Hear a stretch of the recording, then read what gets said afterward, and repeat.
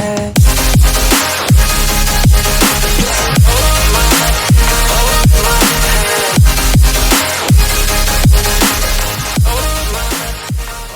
Merci donc de votre présence aujourd'hui pour célébrer la journée mondiale sans tabac. Comme il l'a dit donc le président, le thème de cette année, comme vous le savez, c'est tabac, une menace donc pour l'environnement, pour notre environnement.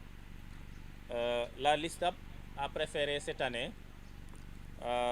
faire ce qu'on appelle un état des lieux. C'est important parce que nous avons pu quand même depuis plusieurs années célébrer la journée mondiale autrement en organisant donc des activités, des activités de mobilisation, surtout et également de sensibilisation, parce qu'on avait donc une loi anti-tabac, il fallait vraiment donc la vulgariser, il fallait vraiment donc faire ce qu'on appelle des formations allant dans le sens vraiment de mettre en œuvre donc cette loi anti-tabac. Après plusieurs années aujourd'hui de mise en œuvre, il est temps vraiment de faire quand même un état des lieux et de se poser donc les bonnes questions.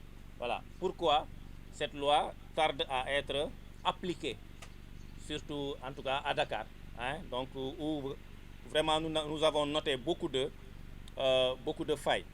Donc nous allons quand même y revenir un à un en donnant quand même des détails, c'est important. Parce que quand même nous sommes des partenaires du PNLT. Qui dit PNLT parle du ministère de la Santé.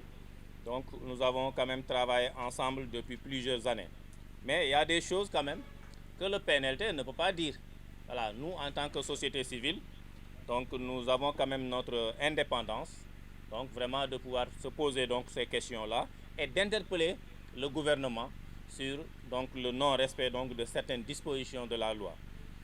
Donc le président l'a dit, donc le pourquoi cette loi donc n'est toujours pas respectée, parce que quand même il y a plusieurs raisons. Nous nous sommes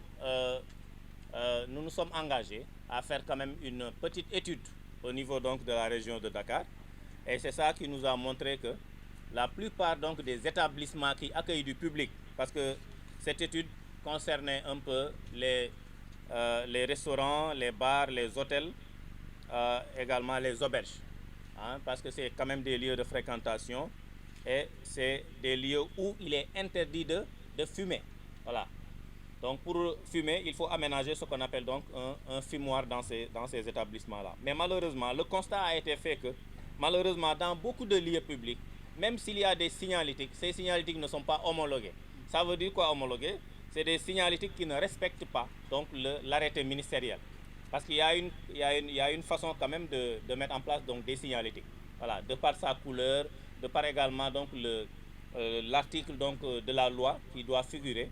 Mais la plupart des établissements visités, on note que vraiment il y a non seulement absence de signalétique, mais il y a également donc des fois des établissements qui n'ont même pas de signalétique. Et ça, la faute à qui? C'est pas la LISTAB, c'est vraiment le gouvernement, c'est l'État du Sénégal, c'est le PNLT, parce que le rôle c'est vraiment de mettre en place donc ces signalétiques un peu partout dans les établissements pour informer le fumeur donc sur les dangers. Donc ça c'est une étude quand même que la LISTAB donc a pu mener donc dans Dakar. Ça veut dire que le constat il est général. Même si vous allez dans les régions, c'est la même chose. On l'a dit tout à l'heure. Dans les régions, il y a ce qu'on appelle les comités régionaux. Malheureusement, ces comités régionaux ne fonctionnent pas parce qu'il n'y a pas de moyens. Voilà. Ça veut dire que il y a une loi, mais l'État n'a pas mis les moyens donc vraiment pour mettre en œuvre donc cette loi-là. La loi, on peut le dire, elle est en souffrance depuis quand même plusieurs années. Pourquoi? Parce que il y a quand même des textes qui sont dans le circuit. Depuis plus de 3 ans, nous avons alerté, nous avons interpellé l'État à plusieurs reprises, nous avons interpellé le PNLT, le ministère de la Santé.